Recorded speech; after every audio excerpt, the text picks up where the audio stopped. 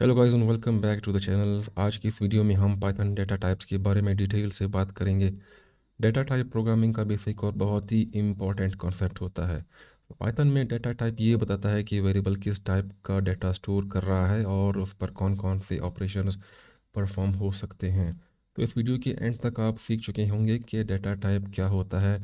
Python के तमाम data types के बारे में मैं आपको तफसील से बताऊंगा और म्यूटेबल और इम्यूटेबल का डिफरेंस कैसे हो क्या होता है, इन दोनों में क्या डिफरेंस है और कुछ बेस्ट प्रैक्टिसेस और कॉमन मिस्टेक्स किस तरह से हम अवॉइड कर सकते हैं। तो शुरू करते हैं और एक सवाल के साथ कि डेटा टाइप्स क्या होते हैं। तो पाइथन में डेटा टाइप ये डिफाइन करता है कि वेरिएबल किस किस्म का डेटा रख सकता है। पाइथन एक डायनामिकली टाइप्ड लैंग्वेज है। इसका मतलब ये है कि हमें वेरिएबल का टाइप पहले से डिक्लेयर करने की ज़रूरत नहीं होती। फॉर एग्जांपल यहाँ पे अब मैं कहता हूँ कि x इज़ इक्वल्स टू 10, तो यहाँ पे पाइथन खुद समझ लेता है कि x एक इंटीजर टाइप है। तो सबसे पहला डेटा टाइप हमारे पास पाइथन में आता है इंटीजर, और इसको इंट भी कहते हैं प्रोग्रामिंग लैंग्वेज में। तो इंटीजर्स बेसिकली होल नंबर्स होते हैं जो कि बगैर डेसिमल के होते हैं। यहाँ पे फॉर एग्जांपल मैं कहता हूँ कि a इज़ इक्वल्स टू 5 और b कहता हूँ कि b इज़ इक्वल टू -10। तो बेसिकली हमारे पास इंटीजर्स काउंटिंग के लिए और कैलकुलेशंस के लिए हम इसको यूज़ करते हैं। सेकंड नंबर पे आता है फ्लोटिंग डेटा टाइप, जिसको प्रोग्रामिंग लैंग्वेज में फ्लोट भी कहते हैं। तो float number basically decimal points के साथ होते हैं। फॉर एग्जांपल यहाँ पे मैं कहता हूँ कि पाई इज़ इक्वल्स टू 3.14 और मैं कहता हूँ कि temperature temperature is equals to -2.5।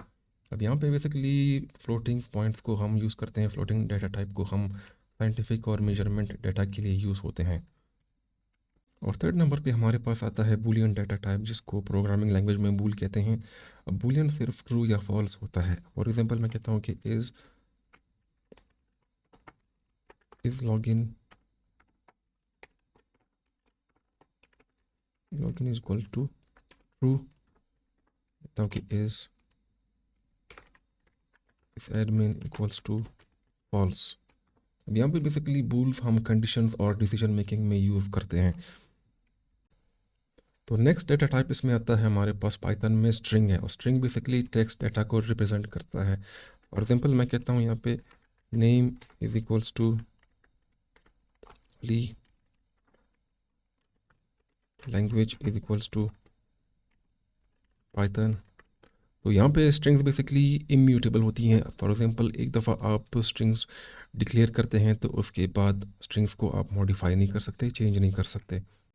Next data type हमारे पास आता है नन टाइप। सो नन टाइप बेसिकली जब हमारे पास कोई भी वैल्यू नहीं होती तब हम नन यूज़ करते हैं। फॉर एग्जांपल अब यहाँ पे नन और ज़ीरो में बहुत डिफरेंस है, क्योंकि ज़ीरो एक वैल्यू है और नन कोई भी वैल्यू नहीं है। मैं यहाँ पे नन को डिक्लेयर करते हुए ये हमारे पास डिक्लेयर है। अब नन बेसिकली जब हम कोई भी हमारे पास हम डिफ़ॉल्ट वैल्यू होती है, डिफ़ॉल्ट वैल्यू के तौर पे हम यूज़ करते हैं। और जहाँ पे हमारे पास कोई भी वैल्यू मिसिंग हो तो वहाँ पे हम चेक करते हैं कि जहाँ पे कोई वैल्यू मिसिंग हो। फॉर एग्जांपल चेक करने का हमारे पास तरीका होता है कि इफ़ रिज़ल्ट जो मैंने अब ऊपर डिक्लेयर किया हुआ है, इफ़ रिज़ल्ट इज़ नन, तब हम क्या करते हैं कि प्रिंट, फॉर एग्जांपल मैं कहता हूँ प्रिंट करते हैं कि वैल्यू इज़ नन। अब मैं इसको एग्जीक्यूट करता हूँ तो हमारे पास वैल्यू इज़ नन है, क्योंकि हमने रिज़ल्ट को ऑलरेडी ही नन किया हुआ है। अब फॉर एग्जांपल हमारे पास अगर कुछ वैल्यूज़ हैं या वेरिएबल्स हैं और उनका टाइप चेक करना चाहूँ तो उनके उनके लिए हमारे पास पाइथन में एक बिल्ट इन फंक्शन है। इसके ज़रिए हम चेक कर सकते हैं कि हमारे पास टाइप कौन सा है इस वेरिएबल का या वैल्यू का। फॉर एग्जांपल अब मैं एग्जीक्यूट करना चाहूँ तो ये हमें बताता है कि ये इसका क्लास इंटीजर है। अब मैं कहता हूँ कि टाइप, और मैं कोई स्ट्रिंग वैल्यू देता हूँ हेलो, और उसको मैं एग्जीक्यूट करता हूँ तो हमारे पास स्ट्रिंग आएगा। अब यहाँ पे एक और चीज़ है हमारे पास कन्वर्जन्स का। फॉर एग्जांपल हमारे पास कुछ कंपैटिबल कन्वर्जन्स होती हैं। अगर कोई स्ट्रिंग वैल्यू है या इंटीजर वैल्यू है और उसको मैं स्ट्रिंग में कन्वर्ट करना चाहूँ, तो फॉर एग्जांपल मैं कहता हूँ कि इंट, और यहाँ पे मैं एक वैल्यू देता हूँ जो कि कंपैटिबल है convertible to integer. 100 is convertible to integer. तो मैंने एक स्ट्रिंग वैल्यू दी है जो कि 100 है। अब मैं इसको एग्जीक्यूट करना चाहूँ और इसको कन्वर्ट करना चाहूँ इंटीजर में, तो उसका तरीका ये है। अब कोई फ्लोट वैल्यू है जो कि स्ट्रिंग में है 3.3, अब ये कन्वर्टेबल टू फ्लोट है क्योंकि ये हमने 3.3 स्ट्रिंग में दिया है और ये अब कन्वर्ट होगा फ्लोट में। फॉर एग्जांपल मैं कहता हूँ कि स्ट्रिंग में एक हमारे पास वैल्यू है जो कि इंटीजर है 50 है और इसको मैं स्ट्रिंग में कन्वर्ट करना चाहूँ तो ये पॉसिबल है, इस तरह से हो सकता है। और मैं कुछ वैल्यू है 0 है या 1 है, अब 0 या 1 हमारे पास इक्वल है ट्रू और फॉल्स के। फॉर एग्जांपल 0 हमारे पास फॉल्स होगा और 1 ट्रू है, तो बुलियन को मैं 1 देता हूँ तो ये बुलियन इसको कन्वर्ट कर देगा ट्रू में। अगर मैं 0 दूँ तो ये इसको कर देगा फॉल्स में कन्वर्ट कर देगा। नेक्स्ट हमारे पास आता है collection data types. Collection data types हम यूज़ करते हैं जब हम सिंगल वेरिएबल में मल्टीपल वैल्यूज़ और डिफरेंट टाइप्स के वैल्यूज़ को जब हम स्टोर करना चाहें तो उसके लिए हम कलेक्शन डेटा टाइप का यूज़ करते हैं। और इसमें सबसे पहले हमारे पास लिस्ट है और लिस्ट में बेसिकली ऑर्डर्ड है और इम्यूटेबल कलेक्शन होती है। तो इसका मतलब ये है कि लिस्ट हमारे पास जब हम एक लिस्ट बनाते हैं तो उसको हम जिस इंडेक्स पे हम वैल्यू देंगे हमें उसी इंडेक्स पे ही वैल्यू हमें दोबारा मिलेगी। और म्यूटेबल मीन्स ये कि हम इस लिस्ट को मॉडिफाई भी कर सकते हैं, चेंज भी कर सकते हैं। इसका तरीका सिंटैक्स ये है कि हम कोई भी वेरिएबल लेते हैं, नंबर्स फॉर एग्जांपल लेता हूँ और यहाँ पे हम स्क्वायर ब्रैकेट का यूज़ करते हैं लिस्ट के लिए। पे हम डिफरेंट वैल्यूज़ मैं यहाँ पे देता हूँ और यहाँ पे मैं एक स्ट्रिंग वैल्यू देता हूँ। तो ये हमारे पास लिस्ट बन गया और मैं इसको प्रिंट करना चाहूँ तो हम इस तरह से इसको प्रिंट कर सकते हैं। यहाँ पे हमारे पास डिफरेंट वैल्यूज़ आ रही हैं। अब फॉर एग्जांपल मैं जानना चाहता हूँ कि मैं इस लिस्ट में मज़ीद एक दो वैल्यूज़ को और ऐड करना चाहता हूँ तो इसके लिए हमारे पास एक फंक्शन है अपेंड का। अपेंड के ज़रिए मैं चाहता हूँ कि अब मैं कोई वैल्यू फोर वैल्यू मैं इसमें सेव करना चाहता हूँ तो मैं एग्जीक्यूट करता हूँ। अब ये जो नंबर्स है हमारे पास उसमें वैल्यू ऐड हो चुकी है। अब अगर मैं दोबारा प्रिंट करना चाहूँ तो हमारे पास वैल्यू यहाँ पे डिस्प्ले होगी। नेक्स्ट हमारे पास इसी में आता है टपल। तो टपल भी लिस्ट की ही तरह है लेकिन इसमें एक डिफरेंट है कि ये इम्यूटेबल है। मींस कि एक दफ़ा जब हम टपल बनाते हैं तो उसको हम दोबारा से एडिट या मॉडिफाई नहीं कर सकते।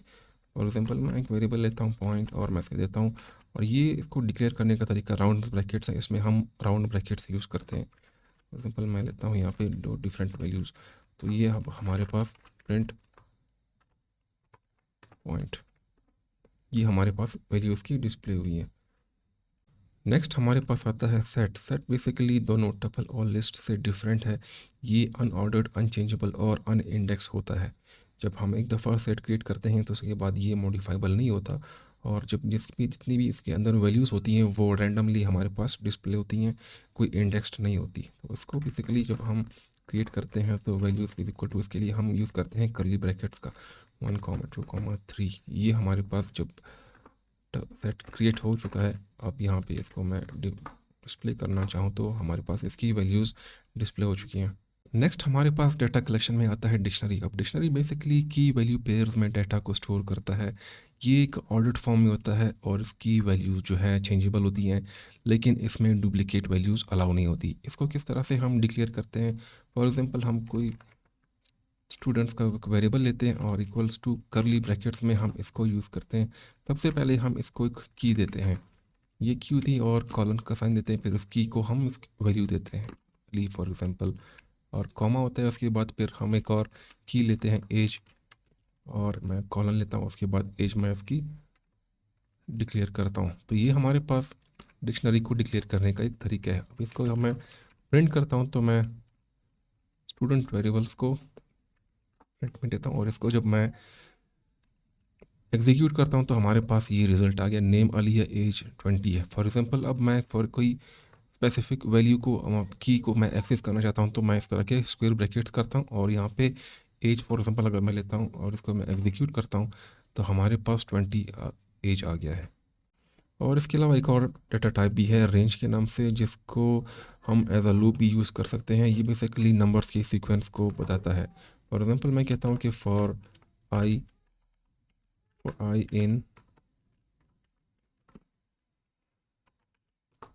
इन रेंज और मैं कहता हूँ कि 1 ये इसका स्टार्टिंग नंबर होगा और ये 6 तक एग्जीक्यूट होगा। तो कॉलन लेते हैं और मैं कहता हूँ कि प्रिंट आई, इसको एग्जीक्यूट करता हूँ तो हमारे पास नंबर्स 1 से लेकर 5 तक हमारे पास एग्जीक्यूट होंगे और 6 इसमें -1 के तौर पे इसको ये नेगलेक्ट करता है यहाँ पे। तो यहाँ पे अब मैं वीडियो को वाइंड अप करने से पहले कुछ म्यूटेबल और इम्यूटेबल डेटा टाइप्स बताना चाहता हूँ ताकि आप लोगों को याद रहे और इसको जहन में रखना है।